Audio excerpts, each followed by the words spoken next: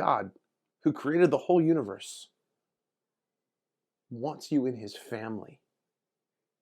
And the fact that he's a little bit hidden means that if you want to have that relationship, you have to invest yourself into it a little bit.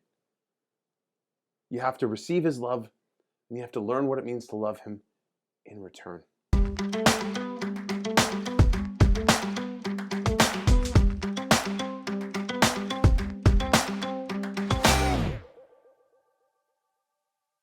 What should I do?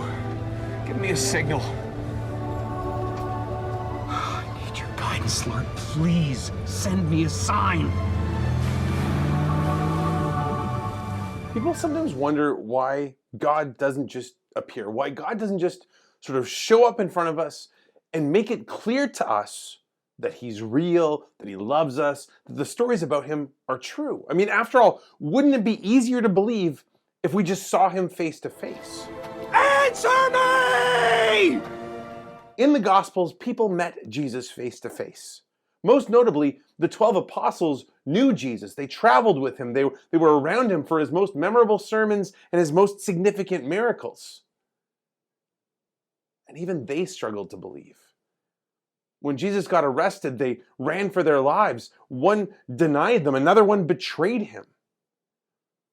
Just witnessing these amazing things God can do, it's not a guarantee you're going to have faith.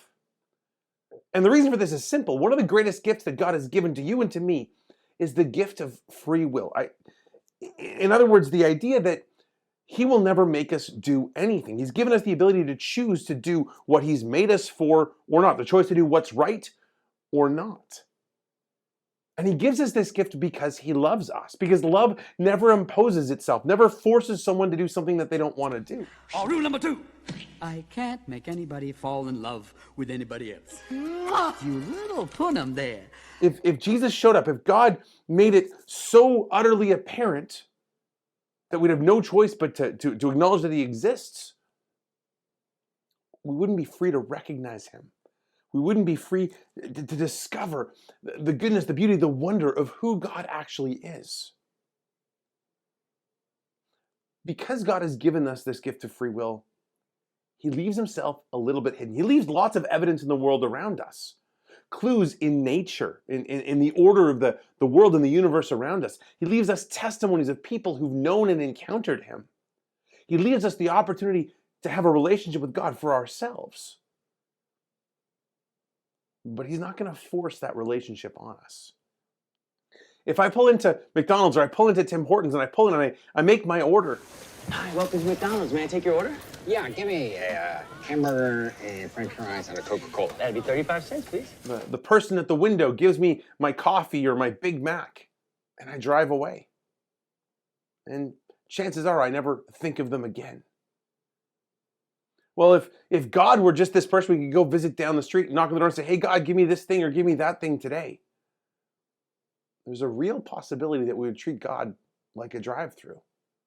That we would go get the grace or get the thing that we need from him on this particular day and then move on and forget about him. What God wants from you and I more than anything is a relationship with us. The first chapter of John's Gospel says that to all who received Jesus, all who believed in the power of his name, he gave the ability to become children of God. That's what he wants for us. Not pawns in a game, not minions he can order around to do whatever he feels like in a given moment. God, who created the whole universe, wants you in his family. And the fact that he's a little bit hidden means that if you want to have that relationship, you have to invest yourself into it a little bit. You have to receive his love, and you have to learn what it means to love him in return. That is the joy, that is the journey of our faith, a journey that is even more wonderful because he's a little bit hidden. Because we have to step up and do our part.